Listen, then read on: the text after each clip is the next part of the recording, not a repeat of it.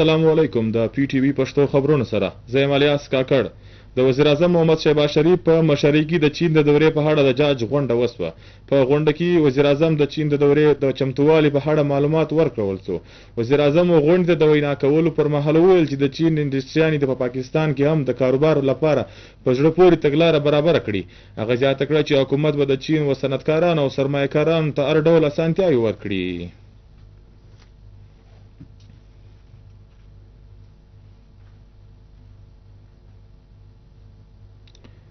له وزیر اعظم محمد شهباز شریف سره د هټو اټو پارټس مینوفیکچررز یو ډلې لیدلې دي. دغه ډلې د کاروباري سرمایه‌کارۍ په لړ کې هم شو تګلارو جوړولو باندې د حکومت ستاینه کړې ده. پر دا مهال وزیر اعظم محمد شهباز شریف وویل چې اټو سېکټر دی په پاکستان کې پر ځای کچه باندې د ګاډیانو تیاری وکړي او د هیواد پرمختګ دی برخه ولري. هغه زیاته کړه چې اټو سېکټر دی د ډیلیشن پر تګلاره باندې عمل درآمد وکړي او حکومت به په برآمداتو کې د زیاتوالي لپاره خپلې هڅې روانې ساتي.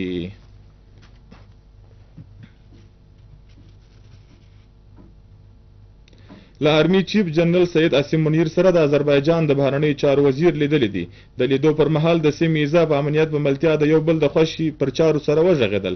آرمي چیف جنرال سید عاصم منیر له آذربایجان سره د ورورګلوۍ پر اړیکو باندې ټینګار وکړی او د دفاع او سلامتیا په زانګو کې له هغه سره د مرستې په ښه اراده څرګنده کړه.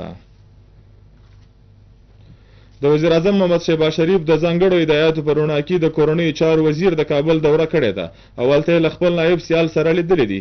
د لیدلو پر مهال د مارچ پر 20مه نیټه باندې په بشام کې د پیښیدونکي ترهګریزې پیښې په اړه سره وغږېدل. د دغې پیښې په اړه د کورنیو چارو وزیر د پاکستان لخوا د پلټنې په اړه معلومات ورکړه او د افغانستان د کورنیو چارو نایب وزیر هم د پلټنې په لړ کې د پاکستان په زړه پورې ملاتړ کړی دی. له پاک فوج سره د یووالي د څرګندولو لپاره په خپلواکه کشمیر کې د پوهنتون نارینه او ښځینه لوستونکو لارویونه ترسره کړه. په دغه لاروین کې ګڼ شمېر استادانو او لوستونکو ګډون درلودی. په لاروین کې د پاک فوج زنده‌باد او کشمیر بنېږه پاکستان نارې وویل سوې او ګډون کوونکو له پاکستان سره د مینې څرګندونه وکړه. په غزا او لویدیځه څنډه کې د اسرایلي ځواکونو لخوا په اوسنۍ بریدونو کې نه فلسطینیان شهیدان سوي دي او بلې خواته یو شمېر ټپیان سوي هم دي. په منځنۍ غزا د کډوالو په کمپونو باندې هم بریدونه سوي دي چې په هغه کې 9 کسان شهیدان او یو شمېر ژوبل سوي دي. په لویدیځه څنډه کې د برلاسي فوج لخوا په چاپه وهلو سره نور 2 فلسطینیان شهیدان سوي دي او 15 کسان پکې ټپیان هم دي. د اسرایلي فوج له بریدونو له کبله د جبالیا کډوالو کمپونه لوټي سوي دي. په سند کې د تودیش د څپې له کبله د رینجرز لخوا په کراچي او اندروني سند کې پر سړکانو باندې ځایونه جوړ کړل سوي دي چې هلته وشاریانو ته یخې اوبه او نور دارو درمل ورکول کیږي. څرګنده دي چې هلته ډاکټران او پیرامیډیکل سټاف هم موجود وي چې په جوړ کړل سوو ځایونو کې ولسي خدمتونه ترسره کوي.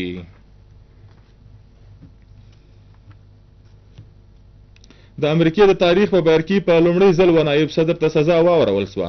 امریکایي عدالت و مخنی صدر ډونالډ ټرمپ ته په کاروباري ریکارډ کې پرغبن کولو باندې سزا واوروله. د جولای پر 11مه نیټه باندې به جج د ټرمپ د سزا اعلان کوي. په دې لړ کې ډونالډ ټرمپ ویلي دی چې دا زما سپکاوی دی او د چاره به زما تر اپیل پورې دوام لري. اوس پر دې مهال پښتو خبرونه پای ته ورسېدل او مشترک کړئ. اجازت د لوی الله په امان.